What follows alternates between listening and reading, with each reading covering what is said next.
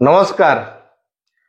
किछ दिन पूर्वर सांसद भितर देशर गृहमंत्री जे सांविधानिक पदर अच्छा अमित शाह आम देशर त्राणकर्ता जहाँ आम स्वाधीन भारत रे मुंड टेकी चली पारुची समस्त समान अधिकार देइछंती। गरीब ठू नहीं धनी पर्यंत, चाषी ठू नहीं महिला पर्यंत, छात्र युवा पर्यंत समस्त समान अधिकार मिलची देश रे।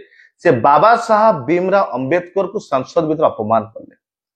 दावी करागला यदि भूल करिच अपमान करिच क्षमा प्रार्थना करते एवं पदर इस्तीफा दियंतु। ए घटना को घंट घोड़िया ए मुद्दा को भड़कैया जे देशर सांसद अपोजिशन लीडर राहुल गांधी को संसद भीतर न जावाई चक्रांत कराला, अटकागला।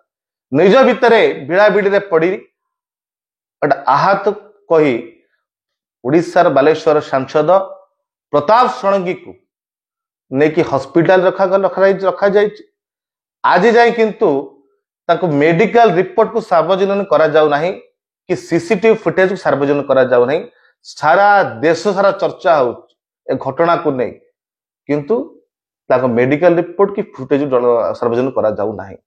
कि जहाँ देखिचु आमे वीडियो फोटो देखिबा पाउचु सेमित किता आघात देखा जाउ नाही कि केबे पट्टी बांधिक रहउचन के पट्टी खोलिक रहउचन। अब बीजेपी इतिहास अच्छी निज स्वार्थ पाई बलिदान दे निज लोक बलिदान दे देवार।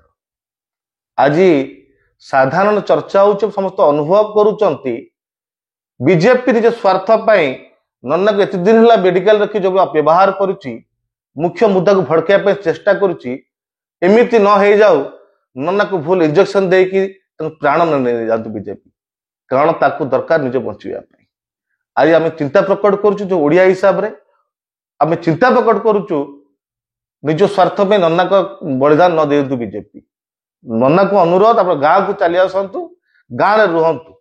आप जो ड्रामा कले ए ड्रामा टिके बंद करंतु, कारण आपण इतिहास अच्छे ड्रामा करिवार। आपण बिना वीडियो रे के पोखरे गाधांती ना कि पूजा करंती बिना वीडियो रे अभिनय में देखीचु। आगु ग्रामस्टेन घटना छोट छोट पिला गाड़ी सहित तार हत्या अभियोग भी आपण नारे अच्छी, सी भी ड्रामा आम देखीचु। किछ दिन है मंत्री पद कि भूल त्रुटि आप मंत्री पद काढ़ी देइचंती। पुणी मंत्री पद पाइबा जो बड़ा चेष्टा करुचंती से चेष्टा को बंद करंतु। अनुरोध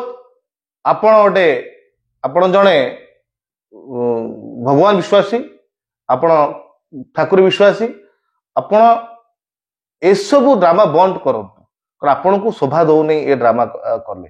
कारण आपण को ड्रामा पाई आपण मंत्री पद आशा पाई बीजेपी स्वार्थ पाई आपण जीवन न नहीं जाऊ, ये आम सब चिंता प्रकट करुचु। यह मोर अनुरोध रही नन्ना।